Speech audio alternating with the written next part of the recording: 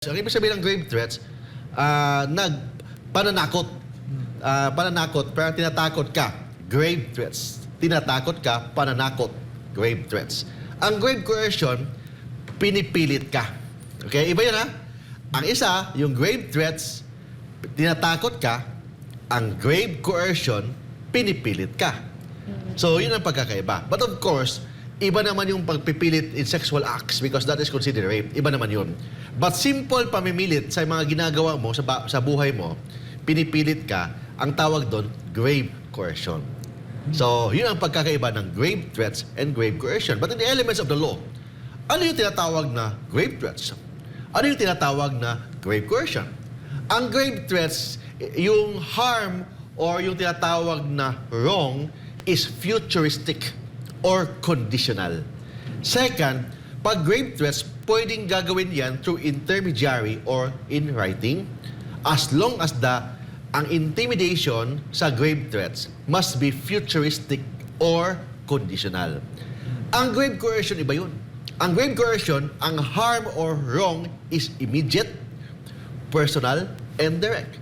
Ibig sabihin, immediately, may violence na gagawin. Yun ang tinatawag na grave coercion. But of course, because it is immediate, direct, and personal, hindi pwede in writing or through intermediary. Normally, ang grave coercion, gagawin yan through violence or even through intimidation. But pag intimidation, it must be personal, it must be direct, and it must be immediate. So anong pagkakaiba? Let's give an example. For example, pagbalik ko dyan, hindi ka pa umalis, sasapakin kita. Grave threats. Bakit pagbalik ko dyan, ibig sabihin, conditional. Pagbalik ko dyan, pag hindi ka pa umalis, sasapakin kita.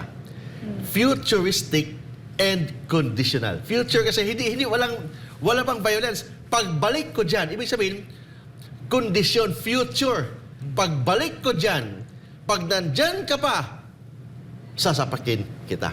Futuristic, conditional. Yun ang example ng grave threats. Ito namang grave coercion.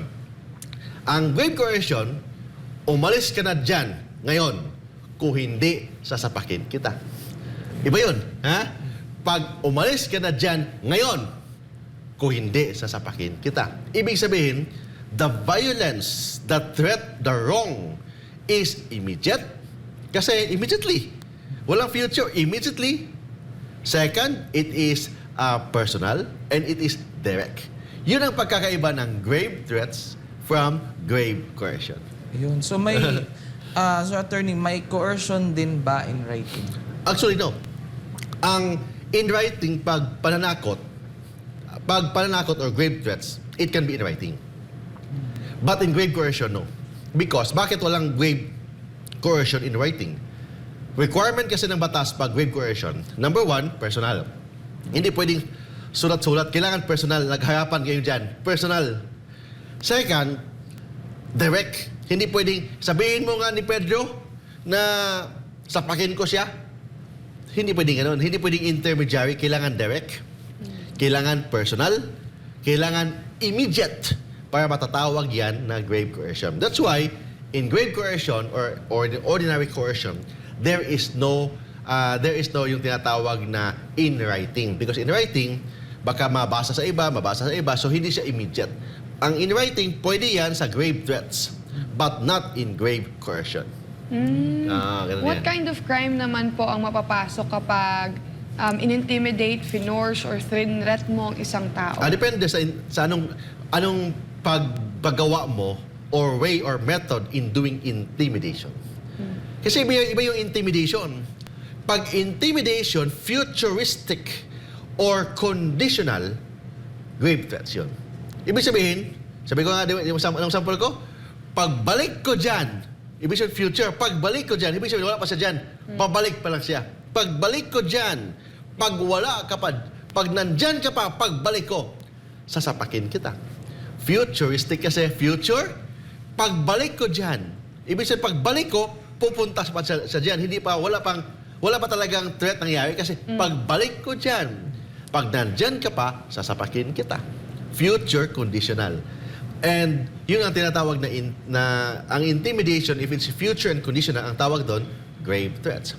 But if it is immediate, personal, direct, ang intimidation or violence, grave coercion naman yan.